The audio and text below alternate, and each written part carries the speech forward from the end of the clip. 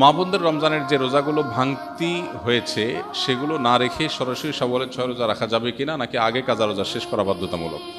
যেহেতু হাদিসের ভাষ্যটা এরকম, মান সামা রমাদান সুম্মা আতবাউ সিত্তাম মিন শাওয়াল, যে রমজানের রোজা রাখলো এরপরে শাওয়ালের 6টা রোজা রাখলো। হাদিসের ভাষ্যটা লক্ষ্য করলে বোঝা যায় যে রমজান রোজা রেখে আগে শেষ করা দরকার, এরপরে শাওয়ালের রোজা। অতএব মা বোনরা হোক আর পুরুষরা হোক, সবার জন্য একই কথা প্রযোজ্য। রমজানে কোনো কাজা রোজা থাকলে আগে কাজাগুলো রেখে তারপরে শাওয়ালের রোজা রাখা উত্তম।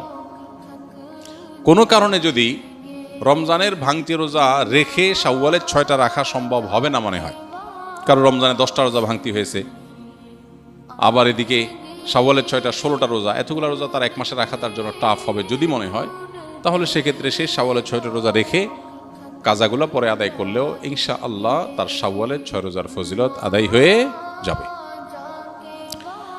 শাওয়ালের 6 রোজা কি ঈদের পরদিনই শুরু করতে হবে, নাকি পুরো মাসের যে কোনো দিন রাখলে হবে? এই রোজাগুলো কি টানা রাখতে হবে নাকি বিরতি দিয়ে? এটা আমরা ইতিপূর্বে বলে ফেলেছি।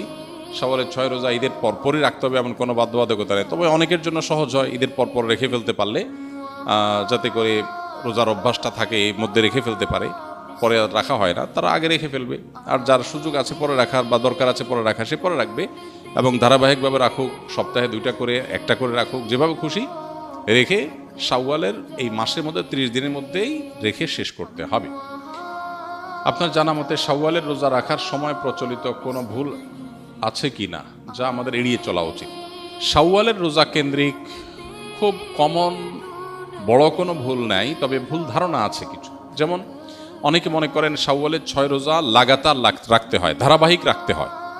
যদি এই ধারণা এখন আস্তে আস্তে পরিষ্কার হয়ে গেছে আমার মনে হয়। শাওয়ালের 6টা রোজার ফজিলতটা আমরা জানি। নবী সাল্লাল্লাহু আলাইহি ওয়াসাল্লাম বলেছেন, মান সামা রমাদান সুম্মা আতবাহু সিত্তাম মিন শাওয়াল কানা কাসিয়ামিদ দাহর, যে ব্যক্তি রমজান রোজা রাখার পরে শাওয়ালের 6টা রোজা রাখবে সে ব্যক্তি সারা বছর রোজা রাখার সওয়াব পাবে। এক হাদিসে নবী আলাইহিস সালাম এটার ব্যাখ্যাও করে দিয়েছেন। বিষয়টা এইভাবে যে রমজানের 30টা রোজা সচরাচর সর্বোচ্চ 30টা রোজা হয়, এটাকে প্রত্যেক আমলকে আল্লাহ তাআলা কমপক্ষে 10 গুণ বাড়িয়ে দেন। তাতে 30কে 10 দিয়ে গুণ দিলে 300 হয়, আর শাওয়ালের 6টা রোজা রাখলে আর 6 দুগুণে 60 হয়, তাহলে 360, চান্দ্র বছর হিসাবে 360 দিন। অতএব পুরো বছর রোজা রাখার সওয়াব পেতে হলে রমজান রোজার পরে শাওয়ালের 6টা রোজা রাখতে হবে। এই রোজা রাখার ক্ষেত্রে কোনো ধারাবাহিকতার শর্ত নাই, ভেঙে ভেঙে রাখতে পারেন, ইচ্ছা মানে একসাথে রাখতে পারেন, যেভাবে খুশি রাখতে পারেন। এটা হলো একটা ভুল ধারণা সাধারণত, যে একসাথে রাখা লাগে কিনা অনেকের ধারণা হতে পারে। এর বাইরে আর তেমন কোনো মেজর ভুল দেখি না। রমজান রোজা যেভাবে রাখেন সেটাও একইভাবে আপনি রাখবেন, শাওয়াল মাসের মধ্যেই রেখে দিবেন। নববিবাহিতদের জন্য কিছু উপদেশ দিন। যারা সদ্য বিবাহিত তাদের উদ্দেশ্যে আমার উপদেশ সবসময় থাকে, তারা স্ত্রীর কথা মেনে চলবেন, ব্যাস এটাই উপদেশ। আপনারা হেসে উড়াই দিলেন জিনিসটা, সিরিয়াস উপদেশ। আমি কোনো বিয়ে পড়ালে সাধারণত আমি নতুন জামাইকে বলি, বাবা সুখে থাকতে চাইলে বইয়ের হাতে বায়াত হয়ে মুরিদ হয়ে তার কথা মতো চলবা, ব্যাস শেষ। এটাই হলো পারিবারিক সুখ শান্তির মূল মন্ত্র। আমরা এর আগে কোথায় যেন বলেছিলাম যে আমাদের অফিসে যত মানুষ পারিবারিক দ্বন্দ্ব কলহ নিয়ে আসে, এগুলো নিয়ে যারা ওলামা একরাম যারা এগুলো সমাধান করেন, তাদের এক লাইনে কনক্লুশন হলো যে যত কেস তারা এই পর্যন্ত ডিল করেছেন, এই সব কেসের সামারি হলো, যেই ঘরে অনেক সময় আমাদের ওখানে স্বামী স্ত্রী আসে, দুজনের মধ্যে দ্বন্দ্ব থাকে, এগুলো মিটাবার চেষ্টা করে আলেমরা, কাউন্সিলিং করার চেষ্টা করেন। তো তারা বলেন যে যত কেস আমরা ঘাঁটছি এই নিয়ে, সবগুলো কেসের সামারি অলমোস্ট একটাই, সেটা হলো যেই ঘরে স্বামী স্ত্রীর কথা মতো চলে, স্বামীর স্ত্রীর প্রত্যেকটা কথা মানে, সেখানে কোনো অশান্তি নেই।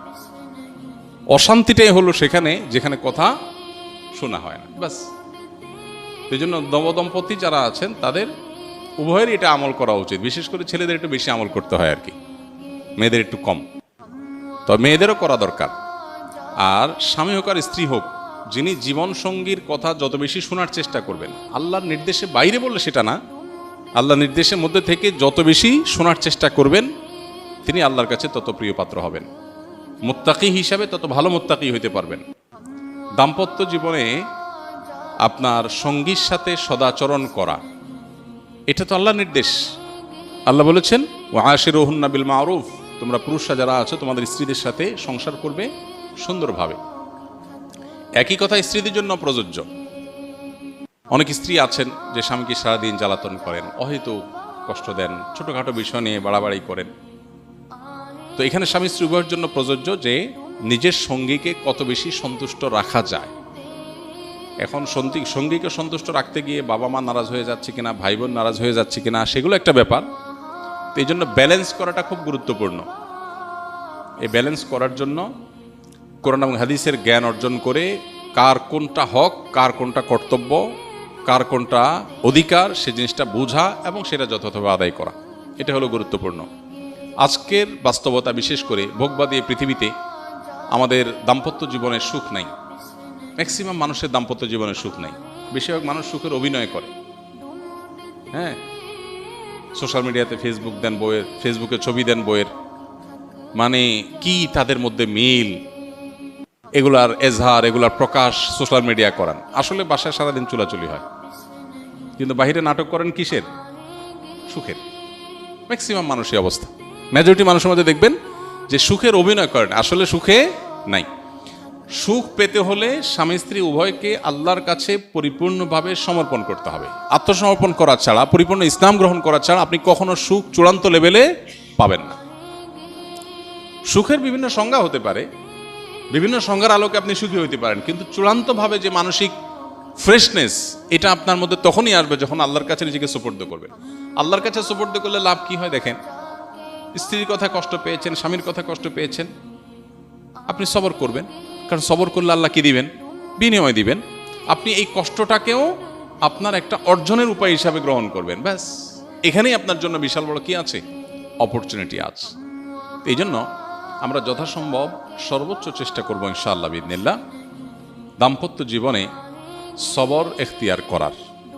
যে যত বেশি সবর করবে দাম্পত্য সঙ্গীর মধ্যে, সে আল্লাহর কাছে তত বেশি প্রিয় হবে, যে যত বেশি সবর করতে পারবে।